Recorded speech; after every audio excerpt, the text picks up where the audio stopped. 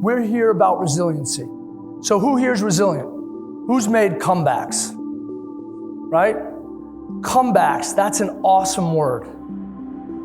Who here has experienced pain or a condition or a medical condition that no matter what treatment you have, can't seem to escape from? Anyone here? So you know what I mean. Right now today, I have right-sided sciatic pain. It's the kind of pain that chases you down. Chases you when you work, chases you when you play. In my case, even chases you down when you sleep. When I was asked to write this speech, I was supposed to give it 2 years ago before COVID or a year ago, and I was ready. My speech was, resiliency, get the fuck up. I lost the speech. When I had to sit there and write it, I swear to you, like I didn't know what to say. And I didn't want to come here and give you some pity-laden speech about resiliency. So it was really, really tough coming here, actually. And I can tell you that when I was going to write this speech, I had nothing to say, but I also was in a place in my mind that was very, very dark. I had really, really bad thoughts that if I couldn't escape the pain that I'm in actually right now, that I would do something to release myself from that pain. It was a brief thought, but it was a thought long enough that scared the shit out of me. I was done with being resilient. I was fucking done with the comeback. So they still asked me to come here and give you a speech.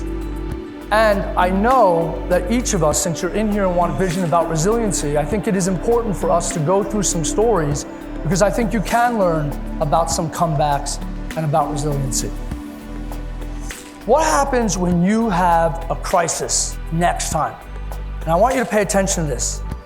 Do you sit here and think that the next time you face a crisis, because you're all entrepreneurs, right?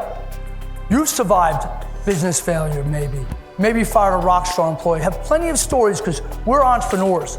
Resiliency and comeback separates us from the herd. What happens if you don't want to make a comeback? What happens if you don't want to fight?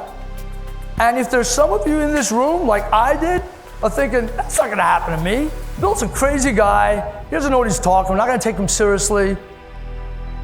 You're in for a rude awakening. You are. You see, I forgot that in all of those things that happened before, many other stories, that there was pain in those stories. I forgot that there were teammates that I left on the field. So I'm really here to tell you that resiliency is not a straight line. It is not a straight line. You get me? It's about peaks and valleys. And there's always going to be another time that you may not want to get up. So I'll just leave this with you. I think it is really, really important that if you ever feel that way, that you say to yourself, it's not a straight line. Maybe I need help. Because when I had to write this speech, I rediscovered the fact why I was so lost. I had lost my humility, lost it. And I realized that in all of that, and I'm in pain today and I'm in a different attitude about it, I need help. So I get that help. Help of friends, hugs, love, all of that, it's helpful. I feel much more vulnerable today than I ever have before.